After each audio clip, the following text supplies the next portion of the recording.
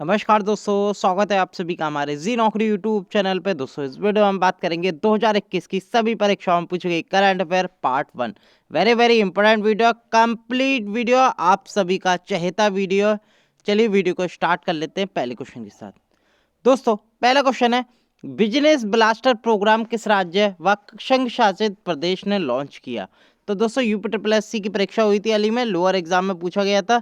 तो दोस्तों ये जो बिजनेस ब्लास्टर प्रोग्राम है, ये जो लॉन्च किया गया था, ये दिल्ली सरकार के द्वारा लॉन्च किया गया था। आप देख सकते हैं फोटो। दोस्तों बेसिकली दिल्ली के जो प्राइमरी स्कूल होते हैं, जो गवर्नमेंट स्कूल होते हैं, वहाँ ये बिजनेस ब्लास्टर प्रोग्राम ये लॉन्च किया गया था। दोस्तों जो छोटे बिजनेसमैन हैं या जो बच्चे हैं दोस्तों, उनमें बिजनेसमैन की काबिलियत लाने के लिए ये दिल्ली सरकार ने ये मुहिम लॉन्च की थी, जिसका नाम है बिजनेस ब्लास्टर प्रोग्राम। याद रखिएगा, आगे भी पूछा जा सकता है आपसे।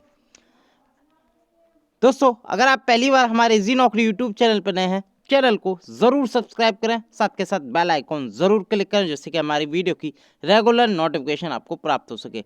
वीडियो पसंद आ रही है, लाइक और शेयर जरूर करते रहिए। दोस्तों अगर इस वीडियो की पीडीएफ फाइल लेना चाहते हैं, लिंक आपको इस वीडियो के नीचे डिस्क्रिप्शन में दे रखा है, हमारे टेलीग्राम चैनल का, साथ के साथ जी नौकरी ऐप का, दोनों से आप इसकी पीडीएफ डाउनलोड कर सकते हैं। अगला क्वेश्चन देख लेते हैं। टोक्यो ओलंपिक 2020 का आदर्श वाक्य क्या था? तो दोस्तों ये यूपीएससी की परीक्षा हुई थी प्रीलिम, उसमें ये आईएएस एग्जाम में पूछा गया था। तो आदर्श वाक्य क्या रखाया गया था टोक्यो ओलंपिक 2020 का? तो दोस्तों इसका जो आदर्श वाक्य था, या इंग्लिश में हम कहते हैं मोटो, क्या था? मोटो था इसका यूनाइटेड बाय इमोशन। ये आपको ध्यान में रखना है। और दोस्तों यूनाइटेड बाय इमोशन इसका मोटो था, ये आपको ध्यान में रखना है दोस्तों। और ये 32 में समर ओलंपिक थे, ये भी आपको ध्यान में रखना है, क्योंकि आईएएस में जो पूछा गया था वो इसी हिसाब से पूछा गया था कि 32 में समर ओलंपिक का आदर्श वाक्य क्या था। ठीक है, अगर आपको ये नहीं पता होगा कि 32 में समर ओलंपिक कौन से थे, तो आप इस क्वेश्चन को हल नहीं कर सकते थे। तो 32 में जो समर ओलंपिक थे वो टोक्यो ओलंपिक 2020 ही थे। इसका जो मोटो था यूनाइटेड बाय इमोशन, ये आपको ध्यान में रखना है दोस्तों, जो कि जापान की राजधानी टोक्यो में आयोजित हुआ था। और इसका जो मस्कट था वो था मिराई तोबा। ये आपको ध्यान में रखना है, जो टोक्यो ओलंपिक का जो मस्कट था उसका नाम था मिराई तोबा, जो कि बनाया गया था रियो टानीगुची के द्वारा। अगला क्वेश्चन देख लेते हैं दोस्तों। अगला क्वेश्चन है, सुजलाम 100 दिवसीय अभियान हाल ही में किस मंत्रालय ने लॉन्च किया? लोअर परीक्षा में उत्तर प्रदेश की में पूछा गया था ये। दोस्तों ये जो लॉन्च किया गया था, ये जल शक्ति मंत्रालय के द्वारा लॉन्च किया गया। इसका नाम है सुजलाम कैंपेगन। 100 दिन का कैंपेगन है दोस्तों। बेसिकली इस जो ऑब्जेक्टिव है, इस सुजलाम जो अभियान है, इसका जो ऑब्जेक्टिव था, अधिक से अधिक खुले में जो ओडीएफ फ्री हैं, यानी कि जो ओपन डिफेक्शन फ्री जो गांव हैं उन्हें बनाने के लिए, यानी कि और जोड़ने के लिए, यानी कि घर में बाथरूम बनवाए जाएंगे, टॉयलेट बनवाए जाएंगे, जिससे कि लोग बाहर ना जाएं, यानी कि ओपन जो खुले में शौच होता है उन्हें बिल्कुल बंद करना। और दोस्तों ज़्यादा से ज़्यादा टॉयलेट का निर्माण करना, ये आपको ध्यान में रखना है। ये जो मुहिम थी, इसका नाम रखा गया था सुजलाम अभियान, ये आपको ध्यान में रखना है। और ये 100 दिन का था, जो कि जल शक्ति मंत्रालय के द्वारा लॉन्च किया गया था। और इसके मंत्री कौन है दोस्तों? जल शक्ति मिनिस्टर वो है गजेंद्र सिंह शेखावत, ये आपको ध्यान में रखना है दोस्तों। अगला क्वेश्चन देख लेते हैं। 10 साल का प्रतिष्ठित दुबई गोल्डन वीजा प्राप्त करने वाला विश्व का पहला गोल्फर कौन बने हैं, यानी कि विश्व में प्रथम गोल्फर कौन बने हैं? तो दोस्तों ये बन गए हैं जीप मिल्खा सिंह, ये आपको ध्यान में रखना है। ज़्यादातर स्टूडेंट इस क्वेश्चन में दोस्तों टाइगर वुड्स लगा के आए थे, क्योंकि टाइगर वुड्स भी गोल्फर हैं दोस्तों। लेकिन ये दोस्तों इंडियन है। 10 साल, इन्हें हाल ही में 10 साल का प्रतिष्ठित दुबई गोल्डन वीजा प्राप्त करने वाले ये वर्ल्ड के पहले गोल्फर बने हैं, जीप मिल्खा सिंह, ये आपको ध्यान में रखना है दोस्तों। जीप मिल्खा सिंह, आप फोटो देख सकते हैं, ये फर्स्ट गोल्फर बन चुके हैं दुबई गोल्डन वीजा की। और दोस्तों ये चंडीगढ़ के रहने वाले हैं। और गोल्डन वीज़ा की मैं बात करूं, जो कि गोल्डन वीज़ा दिया जाता है यूएई सरकार के द्वारा, यूनाइटेड अरब एमिरेट्स के द्वारा दिया जाता है।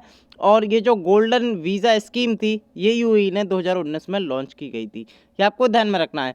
जीप मिल्खा सिंह के साथ साथ और भी कई अन्य पर्सन हैं जिनको गोल्डन वीज़ा मिल चुके हैं, जैसे संजय दत्त हैं, और भी कई ऐसी बड़ी हस्ती हैं जिन्हें गोल्डन वीज़ा मिल चुके हैं। लेकिन जो इम्पोर्टेंट है, जो एग्जाम में पूछा गया था, वो UP triple SC lower exam में पूछा गया था कि 10 साल का प्रतिष्ठित दुबई गोल्डन वीजा प्राप्त करने वाले विश्व में प्रथम गोल्फर कौन बने? तो वो बने जीप मिल्खा सिंह।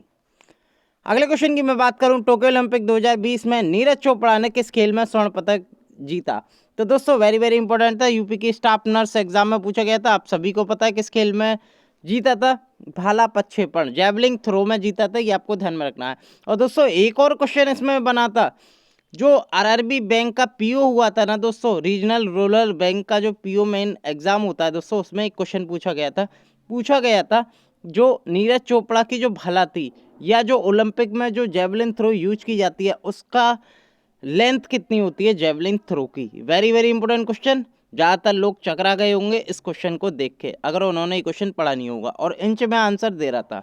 तो दोस्तों मैं बता दे रहा हूँ, नीरज चोपड़ा ने गोल्ड जीता था, और जो ओलंपिक में जेवलिन थ्रो यूज की जाती है उसकी जो लेंथ होती है वो 102.4 इंच होती है पुरुषों की। पुरुष जो भाला फेंकते हैं उसकी जो लेंथ होती है 102.4 इंच, ये आपको ध्यान में रखना है। ये आरआरबी के मेन एग्जाम में पूछा गया था। अगर मैं महिलाओं की बात करूं, महिलाओं की जो लेंथ होती है जेवलिन थ्रो की वो होती है 86.6 इंच। अगर मैं भाला का वजन की बात करूं तो भाला का जो वजन होता है पुरुषों की वो 800 ग्राम होता है, और महिलाओं की जो वजन होता है जो जेवलिन थ्रो का वो होता है 600 ग्राम। ये भी आपको ध्यान में रखना है दोस्तों। दो क्वेश्चन आपके इसमें से कवर हो गए। अगला क्वेश्चन देख लेते हैं।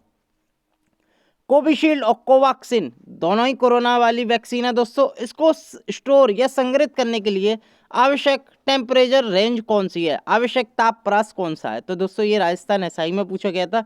ऑल इंडियन जो कोविड-19 वैक्सीन है दोस्तों, कोविशील्ड और कोवैक्सीन दोनों को मिला के और भी जितनी भारतीय वैक्सीन है दोस्तों, उनका जो टेम्परेचर है वो भारत में दोस्तों 2 से 8 डिग्री सेल्सियस के बीच ही इन्हें स्टोर इनका टेम्परेचर रखा जाता है। ये आपको ध्यान में रखना, और इसी के बारे में साइंस को करंट अफेयर से मिला के ये क्वेश्चन राजस्थान एसआई में पूछा गया था। अगला क्वेश्चन देख लेते हैं। टोक्यो ओलंपिक 2020 में भारतीय हॉकी टीम ने किस देश को हराकर कांस्य पदक अपने नाम किया था। वेरी वेरी इंपॉर्टेंट, आपको पता है दोस्तों कांस्य पदक जीता था भारतीय हॉकी टीम में, लेकिन किस टीम को हराकर। तो दोस्तों ये जो टीम हराई थी टोक्यो ओलंपिक 2020 में, जर्मनी हराई थी भारत ने, और इसी के साथ भारत जीत गया था कांस्य पदक। ये आपको ध्यान में रखना है। अगर मैं उसी टोक्यो ओलंपिक की बात करूं, इसमें दोस्तों हॉकी का गोल्ड किसने उठाया था, बेल्जियम ने उठाया था, सिल्वर उठाया था ऑस्ट्रेलिया ने, और ब्रॉन्ज उठाया था इंडिया ने। ब्रॉन्ज इंडिया ने दोस्तों जर्मनी को डिफीट करके ये जीता था। ये आपको ध्यान में रखना है, वेरी वेरी इंपॉर्टेंट क्वेश्चन, और आया भी ये एग्जाम में ये। अगला क्वेश्चन देख लेते हैं। ऑक्सीजन उपयोग क्षमता 3 गुना बढ़ाने हेतु एमलैक्स नामक उपकरण विकसित किया है। दोस्तों कई बार क्वेश्चन में अपने साइंस एंड टेक में ही बता चुका हूँ, वो भी क्वेश्चन आपसे पूछ लिया गया। तो दोस्तों ये जो है एमलैक्स इसका नाम है दोस्तों, एक तरह की ऑक्सीजन रेशनिंग डिवाइस है दोस्तों, जिसे हम कह देंगे एमलैक्स। ये जो लॉन्च किया था दोस्तों, ये डेवलप किया था आईआईटी रोपड़ के द्वारा। ये आपको ध्यान में रखना है। बेसिकली यह उपकरण सांस लेने तथा रोगी द्वारा कार्बन डाइऑक्साइड छोड़ने के दौरान रोगी को ऑक्सीजन की आवश्यक मात्रा की ये पूर्ति करता है। तो दोस्तों एमलैक्स लॉन्च किया आईआईटी रोपड़ ने, ये आपको ध्यान में रखना है दोस्तों। अगला क्वेश्चन देख लेते हैं। अगला क्वेश्चन है, भारतीय ओलंपिक टीम के थीम सॉन्ग गाने को किस गायक ने संगीतबद्ध किया, या किस गायक ने गाया। तो दोस्तों जो थीम सॉन्ग का जो शीर्षक था, जो गाना था टोक्यो ओलंपिक के लिए दोस्तों, वो था तू ठान ले। आपने सुना होगा ये गाना, तू ठान ले। ये किसने गाया था दोस्तों, ये गाया था मोहित चौहान ने। मोहित चौहान ने कंपोज किया था इस सॉन्ग को, साथ के साथ और गाया भी था। ये भी आपको ध्यान में रखना है। और इसके जो बोल थे, यानी कि जो गीत थे, वो मोहित चौहान की पत्नी जो कि प्रार्थना गाहिल लोटे हैं, उन्होंने ये लिखा था। ये आपको ध्यान में रखना है दोस्तों, राजस्थान ऐसा ही में ये पूछा गया था। अगला क्वेश्चन देख लेते हैं। किस भारतीय संगठन व संस्थान ने एक नई योजना फास्टर प्रारंभ की। तो फास्टर किसने लॉन्च की है दोस्तों, ये की है supreme court of India, Bharat के सुप्रीम कोर्ट ने। ये आपको ध्यान में रखना है। भारत के सुप्रीम कोर्ट के मुख्य न्यायाधीश कौन है दोस्तों, एन.वी. रमन्ना, और इनके द्वारा ये फास्टर स्कीम लॉन्च की गई थी। ये आपको ध्यान में रखना है। क्यों की गई थी दोस्तों, जो सुप्रीम कोर्ट या के जो ऑर्डर होते हैं दोस्तों, उसको तेजी लाने, यानी कि जैसे किसी को बेल, कोई जेल में है उसे बेल दिलानी है, तो ये क्या करेंगे दोस्तों, सुप्रीम कोर्ट क्या करेगा, डायरेक्ट ऑनलाइन ऑर्डर भेजेगा, डायरेक्ट मेल भेजेगा उस मतलब पुलिस चौकी में या फिर किसी भी पुलिस अथॉरिटी में। तो डायरेक्ट दोस्तों ये इसका मतलब है to implement its order swiftly, यानी कि तेज़ी से जो ऑर्डर है वो करेगा सुप्रीम कोर्ट, और इसी के लिए इसने फास्टर योजना लॉन्च की है। फास्टर योजना की फुल फॉर्म में बता दूं आपको, वो होती है fast and secure transmission of electronic records. जैसे मैंने बताया दोस्तों, इलेक्ट्रॉनिक रिकॉर्ड हो गया बाई ईमेल या बाई व्हाट्सएप या by another medium. Secure transmission यानी कि कोई उसे देख ना पाए, जिसको जो रिसीवर है केवल वही उसे देख पाए। फास्ट का मतलब है तेज, यानी कि जल्दी से, मतलब कोई पेंडिंग ना हो और जल्दी से वो अपना डिसीजन सुप्रीम कोर्ट भेज सके। तो दोस्तों ये जो लॉन्च किया गया है, ये भारत के सुप्रीम कोर्ट के द्वारा फास्टर जो प्रारंभ योजना की गई है। अगला क्वेश्चन देख लेते हैं। किसे विश्व व्यापार संगठन का नया डायरेक्टर जनरल या महानिर्देशक नियुक्त किया गया है? तो दोस्तों ये Haryana civil service plus UPPCS civil service दोनों की परीक्षाओं में पूछा गया था। तो दोस्तों ये जो बनी है महानिर्देशक, ये बनी है नाकोंजी ओकोंजा इविएला, ये आपको ध्यान में रखना है दोस्तों। और एक चीज यूपीपीसीएस में किस टाइप से पूछा गया था क्वेश्चन, दोस्तों ये पूछा गया था कि जो नाकोंजी ओकोंजा इविएला हैं वो WTO की या विश्व व्यापार संगठन की महानिदेशक बन चुकी हैं, वह किस देश से बिलोंग करती हैं। और हरियाणा सिविल सर्विस में पूछा गया था कि जो नाकोंजी ओकोंजा इविलिया हैं या विश्व व्यापार संगठन की नई महानिदेशक कौन नियुक्त हुई हैं, ये हरियाणा सिविल सर्विस में पूछा गया था। तो दोस्तों क्वेश्चन का मतलब एक ही था, अलग अलग टाइप से पूछा गया था। तो नाकोंजी ओकोंजा इविलिया जो कि WTO की ऑर्गेनाइजेशन की जो डायरेक्टर जनरल बनी है, और आपको ये भी ध्यान में रखना है ये फर्स्ट वुमेन DG बनी है। मोस्ट इंपॉर्टेंट, मैं कई बार आपको बता भी चुका हूँ। और दोस्तों WTO की देखा जाए ये 7वीं डायरेक्टर जनरल है और पहली महिला डायरेक्टर जनरल है। और दोस्तों किस देश से बिलोंग करती हैं, ये यूपीपीसीएस में पूछा गया था। जो नाकोंजी ओकोंजा इविलिया हैं किस देश से बिलोंग करती हैं, तो दोस्तों नाइजीरिया से बिलोंग करती हैं, ये आपको ध्यान में रखना है, ये यूपीपीसीएस में पूछा गया था। और दोस्तों इनका जो टर्म है वो 31 अगस्त 2025 तक रहेगा। और इसका जो हेडक्वार्टर स्थित है WTO का, वो स्विट्जरलैंड जिनेवा में स्थित है। अगला क्वेश्चन देख लेते हैं। अगला क्वेश्चन है, फरवरी 2021 में मंगल ग्रह पर नासा का कौन सा रोवर उतरा था? ये करंट अफेयर पूछा गया था दोस्तों हरियाणा सिविल सर्विस में। और मंगल ग्रह पर नासा का किसका पूछा है दोस्तों, नासा स्पेस एजेंसी का पूछा कौन सा रोवर। तो दोस्तों ये उतरा था परसिवरेंस रोवर। कई बार मैंने भी आपको बताया था, नासा का एक रोवर था जो कि फरवरी 2021 में उतरा था मार्स की सतह पर, जिसका नाम रखा गया था परसिवरेंस रोवर। अब मैं आपको बता दूं अभी मार्स पर यानी कि मंगल ग्रह पर कौन कौन से रोवर हैं। तो दोस्तों नासा का एक क्यूरियोसिटी रोवर भी काम कर रहा है अभी, जो कि नवंबर 2011 में भेजा गया था और नवंबर 2021 से नवंबर चल रही है दोस्तों, और 2021 तक ये काम करता रहेगा। इसके बाद ये जो रिटायर हो जाएगा क्यूरियोसिटी रोवर। इसके बाद नासा ने भेजा परसिवरेंस रोवर, जो कि इस साल फरवरी 2021 में उतरा मार्स की सतह पर। और इसके साथ साथ एक इंजियोटी जो हेलीकॉप्टर भी भेजा गया था नासा के द्वारा। आपको ये भी ध्यान में रखना है, नासा के ने एक हेलीकॉप्टर भेजा दोस्तों परसिवरेंस रोवर के साथ, उसका नाम क्या है, तो उसका नाम है इंजियोटी। ये भी आपको ध्यान में रखना है दोस्तों। तीसरी मैं बात करूं, एक क्यूरियोसिटी रोवर जो कि रिटायर होने वाला है, परसिवरेंस रोवर जो कि काम कर रहा है लेकिन कब तक काम करेगा ये अभी पता नहीं। इसके बाद है जियोरोंग रोवर जो कि चाइना के द्वारा भेजा गया था। आपको ये भी ध्यान में रखना है चाइना ने कौन सा रोवर मार्स पर भेजा है, उसका नाम है दोस्तों झूरोंग रोवर। ये आपको ध्यान में रखना है दोस्तों। अगला क्वेश्चन देख लेते हैं। अगला क्वेश्चन है, हाल ही में किसने गर्म हवा अभ्यास आयोजित किया? तो दोस्तों गर्म हवा और सर्द हवा दोनों लॉन्च किया जाता है बॉर्डर सिक्योरिटी फोर्स के द्वारा, BSF के द्वारा। यानी कि गर्मियों में दोस्तों गर्म हवा लॉन्च किया जाता है BSF द्वारा, और विंटर में यानी कि ठंड में किया जाता है सर्द हवा लॉन्च किया जाता है अभ्यास, जो कि BSF के द्वारा ही लॉन्च किया जाता है। ये आपको ध्यान में रखना है दोस्तों। BSF की मैं बात करूं तो दोस्तों ये 2 इंटरनेशनल बॉर्डर पर गार्डिंग करती हैं, यानी कि मुकाबला करती है पाकिस्तान और बांग्लादेश दोनों के बॉर्डर पर ये गश्त देती है भारत की BSF।